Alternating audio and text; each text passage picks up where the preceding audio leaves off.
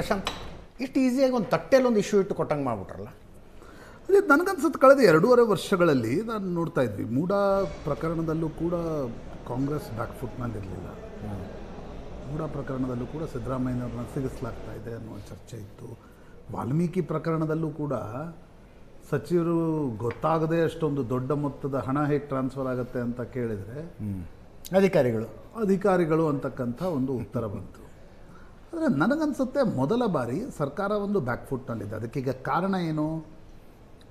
ಎರಡು ಬಣಗಳ ರಾಜಕಾರಣದ ದೃಷ್ಟಿಯಿಂದ ನೋಡಿದಾಗ ಲಕ್ಷ್ಮೀ ಹೆಬ್ಬಾಳ್ಕರ್ ಡಿ ಕೆ ಶಿವಕುಮಾರ್ ಬಣದಲ್ಲಿದ್ದಾರೆ. ಆ ಕಾರಣದಿಂದ ಹಣಕಾಸು ಇಲಾಖೆ ಸಿದ್ದರಾಮಯ್ಯನವರ ಬಳಿ ಇದೆ. ಹಣಕಾಸು ಇಲಾಖೆಯಿಂದ ಏನು ಹಣ ಬರಬೇಕು ಅದು ಸರಿಯಾದ ಸಮಯಕ್ಕೆ ಬರದೆ ಲಕ್ಷ್ಮೀ ಹೆಬ್ಬಾಳ್ಕರ್ ಈ ಮುಜುಗರದ ಸ್ಥಿತಿಯನ್ನು ಅನುಭವಿಸ್ಲಿ ಅನ್ನುವ ಕಾರಣಕ್ಕೋಸ್ಕರ ಇದನ್ನು ಮಾಡಲಾಯ್ತಾ? We don't know. ನನಗೆ ಎಷ್ಟು ಚೀಪ್ ಅನಿಸ್ಬಿಡ್ತು ಅಂದ್ರೆ ನಿಮ್ಮ ಈ ತರದೆಲ್ಲ ಇದಾರೆ ಅಂದರೆ ಅದಕ್ಕೊಂದು ಬಣ ರಾಜಕಾರಣದ ಆ್ಯಂಗಲ್ ಕೂಡ ನಿಶ್ಚಿತವಾಗಿರುತ್ತೆ. ಆದರೆ ನನಗನ್ಸುತ್ತೆ ಇದನ್ನು ಕೇವಲ ಈಗ ನಾನು ಅದಕ್ಕೆ ಹೇಳಿದೆ, ಎರಡು ದೃಷ್ಟಿಯಿಂದ ನೋಡಬೇಕಾಗುತ್ತೆ. ಒಂದು, ಲಕ್ಷ್ಮೀ ಹೆಬ್ಬಾಳ್ಕರ್ ಅವರಿಗೆ 2 ತಿಂಗಳು ಹಣ ಹೋಗಿಲ್ಲ ಅಂತಕ್ಕಂಥದ್ದು ಗೊತ್ತೇಗಾಗಲಿಲ್ಲ ಅನ್ನೋದು ಬಹಳ ದೊಡ್ಡ ಪ್ರಶ್ನೆ. ಕಿಸಾನ್ ಸಮ್ಮಾನ್ ಯೋಜನೆಯ ಒಂದು ಕಂತು ಬಂದರೆ ಪ್ರೈಮ್ ಮಿನಿಸ್ಟರ್ ಟ್ವೀಟ್ ಮಾಡ್ತಾರೆ, ಹೌದು ಹಾಕಿದ್ವಿ ನೋಡಿ ಹಾಕಿದ್ವಿ ಅಂತ ಟ್ವೀಟ್ ಮಾಡ್ತಾರೆ. ನಿಮಗೆ ರಾಜ್ಯ ಸರ್ಕಾರದಲ್ಲಿ ಕುಳಿತಿರ್ತಕ್ಕಂಥ ಒಬ್ಬ ಸಚಿವರಿಗೆ 5,000 ಕೋಟಿಯೋ ಎಷ್ಟೋ 2,500 ಕೋಟಿ ಒಂದು ತಿಂಗಳಿಗೆ 1,000 ಕೋಟಿಗಿಂತ ಜಾಸ್ತಿ ಯಾವುದೇ ಹಣ ಇರಲಿ ಒಂದೇ ಏಟಿಗೆ ಹೋಗ್ತಿದೆ ಅಂತಂದರೆ ಅದು ಸರ್ಕಾರದ ಅವಗಾಹನೆಗೆ, ಮಂತ್ರಿಗಳ ಅವಗಾಹನೆಗೆ ಬರುತ್ತೋ ಬರಲ್ವೋ ಅಂತಕ್ಕಂಥದ್ದು ಬಹಳ ದೊಡ್ಡ ಪ್ರಶ್ನೆ. ಅದು ಹೆಂಗೆ ಅವರು ಅಧಿಕಾರಿಗಳ ಮೇಲೆ ಹಾಕಿದ್ರ? ಅಧಿಕಾರಿಗಳ ಮೇಲೆ ಹಾಕೋದಾದರೆ ನಾನು ಎಕ್ಸ್ಪೆಕ್ಟ್ ಮಾಡ್ತಿದ್ದೆ ಲಕ್ಷ್ಮೀ ಹೆಬ್ಬಾಳ್ಕರ್ ಯಾವ ಅಧಿಕಾರಿ ತಪ್ಪು ಮಾಹಿತಿ ಕೊಟ್ಟಿದ್ರು ಅವರನ್ನು ಸಸ್ಪೆಂಡ್ ಮಾಡಿ ಸದನದ ಒಳಗಡೆ ಬರಬೇಕಿತ್ತು. ಯಾಕಂದರೆ ಇದು ಬೈಟ್ ಕೊಟ್ಟು ಹೇಳಿದ್ದಲ್ಲ, ವಿಧಾನಸಭೆಯ ಅಧಿವೇಶನದಲ್ಲಿ ಹೇಳಿರ್ತಕ್ಕಂಥ ಹೇಳಿಕೆ ಪ್ರಶ್ನೆ ಬಂದಾಗ ಸಚಿವರು ಆ ಒಂದು ಕ್ರಮವನ್ನು ತೆಗೆದುಕೊಳ್ಬೇಕಿತ್ತು. ಎರಡನೇ ಪ್ರಶ್ನೆ ಇರ್ತಕ್ಕಂಥದ್ದು, ಹಾಗಿದ್ರೆ ನೀವು ಗ್ಯಾರಂಟಿಯನ್ನು ಕೊಡುವಾಗ ಇದನ್ನು ಗೇಜ್ ಮಾಡಿರಲಿಲ್ವಾ ನೀವು? ಅಂದರೆ ನನಗೆ ಅರ್ಥನೇ ಆಗಲ್ಲ. ನಟರಾಜ್ ಗೌಡರು ಹೇಳ್ತಾರೆ, ಲಕ್ಷ್ಮೀ ಹೆಬ್ಬಾಳ್ಕರ್ ಹೇಳ್ತಾರೆ, ಸಿದ್ದರಾಮಯ್ಯನವರು ಹೇಳ್ತಾರೆ, ಡಿ ಕೆ ಶಿವಕುಮಾರ್ ಹೇಳ್ತಾರೆ. ಇದು BJP ಕಾಂಗ್ರೆಸ್ನ ಪ್ರಶ್ನೆ ಅಲ್ಲ ರೀ. ನೀವು 2,000 ರೂಪಾಯಿ ಕೊಡ್ತೀವಿ ಅಂತಕ್ಕಂಥ ಕಾರಣಕ್ಕೋಸ್ಕರ ಬಡ ಮಹಿಳೆ ತನ್ನ ತಗೊಂಡು ಕುಂತಿರ್ತಾರೆ. ಅಟ್ಲೀಸ್ಟ್ ಈ ಯೋಜನೆಯ ಫಲಾನುಭವಿಗಳಾಗಿರೋ 40% ಜನರಿಗೆ ತುಂಬ ಅವಶ್ಯಕತೆ.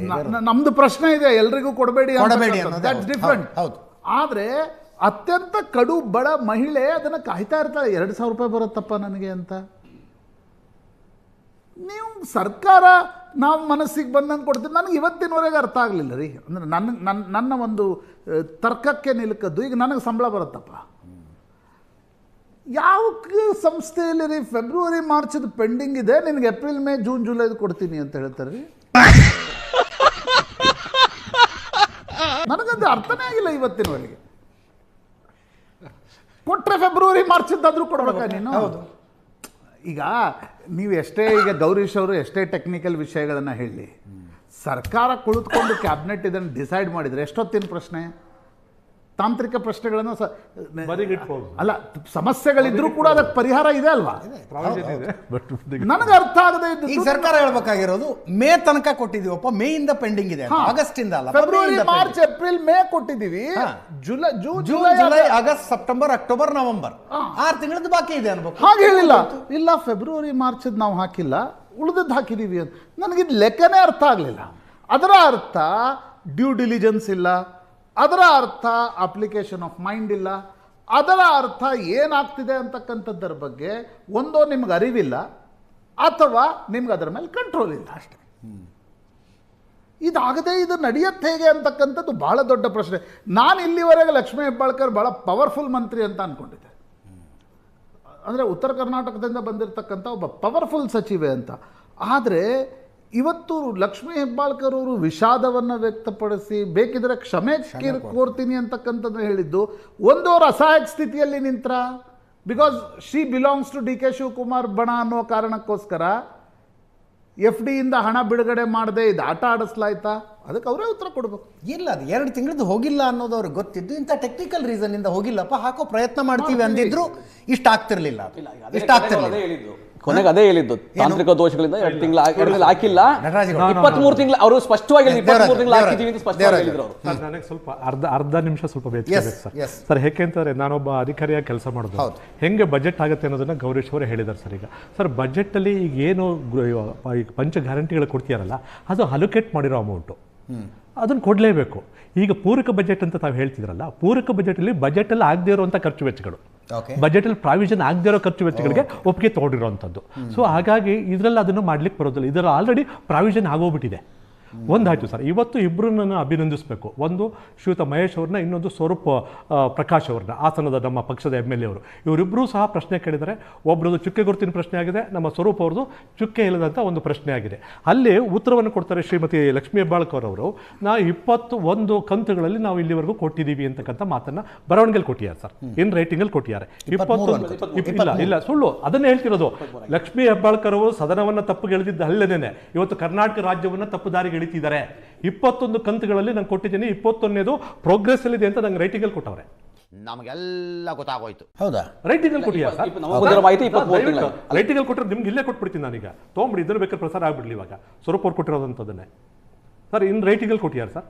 ಸೊ ಅಲ್ಲಿಗೆ ಲೆಕ್ಕ ಹಾಕೊಳ್ಳಿ. ಅಂದ್ರೆ ಎಷ್ಟು ವ್ಯವಸ್ಥಿತವಾಗಿ ಇವರು ಜವಾಬ್ದಾರಿ ರಹಿತವಾಗಿ ಇವರು ನಡ್ಕೊಂತಿದ್ದಾರೆ ಅನ್ನೋದು. ಒಂದೇ ನಿಮಿಷ ರೀ ಮಹೇಶ್ ಅವರು.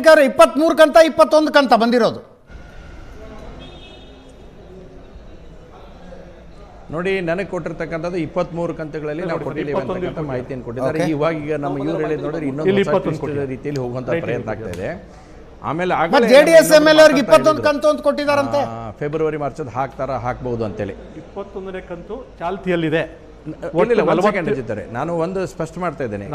ಇವತ್ತಿನ ದಿವಸನೂ ನಡೆದಿರ್ತಕ್ಕಂಥ ಅಧಿವೇಶನದಲ್ಲಿ ಕೂಡ ಸನ್ಮಾನ್ಯ ಸಚಿವರು ಯಾವ ರೀತಿ ಉತ್ತರ ಕೊಟ್ಟಿರಂದ್ರೆ, ನೋಡಿ ನಾನು ಒಂದು ಫಿಗರ್ ಹೇಳ್ತೇನೆ. ಅವ್ರು ಕೊಟ್ಟಿರ್ತಕ್ಕಂಥ ಫಿಗರ್ ಒಂದು ಕ್ಲಿಯರಿಟಿ ಇರಲಿ. 1,28,00,000 ಜನ ರಿಜಿಸ್ಟ್ರೇಷನ್ ಆದವರು, 1,24,00,000 ಜನರಿಗೆ ನಾವು ಕೊಡ್ತಾ ಇದ್ದೇವೆ ಅಂತ ಹೇಳಿದ್ರು.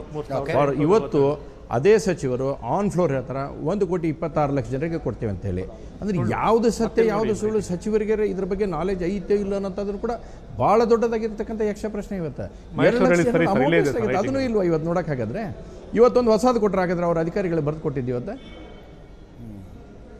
ಸರ್. ಇದು ಪ್ರತಿ ತಿಂಗಳು 1,28,00,000 ರಿಜಿಸ್ಟರ್ ಆಗಿದ್ದಾರೆ, 1,24,00,000 ಕೊಡ್ತಾ ಇದ್ದೀವಿ ಅಂದ್ರು. ಇವತ್ತು 1,26,00,000 ಅಂತಿದ್ದಾರೆ ಅಂತನಾ? 1,28,00,000 43,542 ಜನ ಫಲಾನುಭವಿಗಳು ಇವತ್ತಿನ ದಿವಸಕ್ಕೆ ರಿಜಿಸ್ಟರ್ ಆಗಿರೋದು. ಅವ್ರು ಕೊಡ್ತಾ ಇದೀವಿ ಅಂತಾನೆ ಕೊಟ್ಟಿದ್ದಾರೆ. ಸೊ ಅದರಲ್ಲಿ ನಮಗೆ ಕೊಟ್ಟಿರ್ತಕ್ಕಂಥದ್ದು ನೋಡಿ ಸರ್, 21 ಕಂತುಗಳು ಕೊಟ್ಟಿದ್ದಾರೆ. 21ನೇ ಕಂತು ಚಾಲ್ತಿಯಲ್ಲಿದೆ.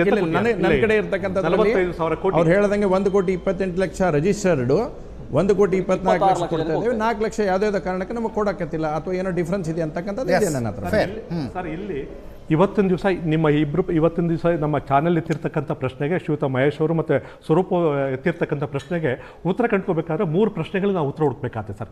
ಮೊದಲನೇ ಪ್ರಶ್ನೆ, ಆಮೇಲೆ ಗೌರೀಶ್ ಅವರು ಹೇಳಿರೋದು ಭಾಳಷ್ಟು ವ್ಯಾಲಿಡ್, ಅಲ್ಲಿಗೆ ಬರ್ತೀನಿ ನಾನು. ಅದಕ್ಕಿಂತ ಮೊದಲು 3 ಪ್ರಶ್ನೆ ಸರ್. ಒಂದು, ಸರ್ಕಾರ ಉದ್ದೇಶಪೂರ್ವಕವಾಗಿ ಈ ಒಂದು ಫಲಾನುಭವಿಗಳಿಗೆ ವಂಚನೆ ಮಾಡಬೇಕು ಅಂತಲೇ ಇದನ್ನು ಮಾಡ್ತಾ ಅನ್ನೋದಕ್ಕೆ ಉತ್ತರ ಕಂಡ್ಕೋಬೇಕು ಮೊದಲನೇದಾಗಿ.